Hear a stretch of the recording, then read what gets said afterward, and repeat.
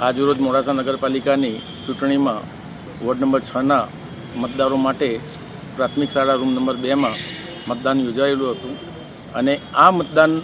સમય દરમિયાન બપોરે 1:30 વાગ્યાથી 2:30 વાગ્યા સુધી ઈવીએમ ખોરવાયેલું હતું, જે અનુસંધાને અમારા સાથી એજન્ટે અહીંયા પ્રિસાઇડિંગ ઓફિસરને લિખિતમાં અરજી કરી હતી। એ અરજી અનુસંધાને એમના ઉપલા અધિકારીઓના સાથે ચર્ચા વિચારણા કરી અડધો કલાકનો સમય અમને વધારી આપેલો હતો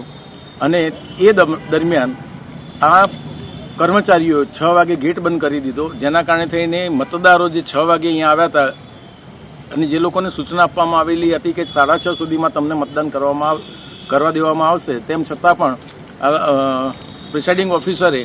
દરવાજો બંધ કરી અને એમની મનમાની કરી અને 6:15 બધું જ તમામ પ્રકારની પ્રક્રિયા પૂર્ણ કરી દીધી હતી। અમે 6:15 અહીંયા આવી અને રજૂઆત કરી તો એ લોકોએ ઉદ્ધતાઈભર્યો જવાબ આપેલો,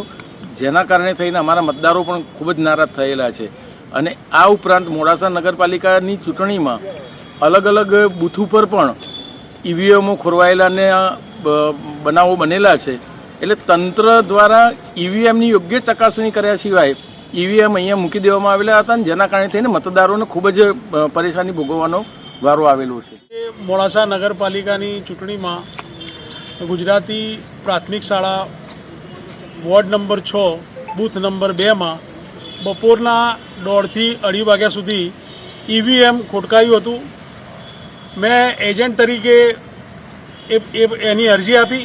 અને પ્રિસાઇડિંગ ઓફિસરે એમ મને બાંહેધરી આપી હતી કે છેલ્લે અડધો કલાક સુધી અમે વધારે સમય આપીશું મતદારોને, તેમ છતાં 6 વાગે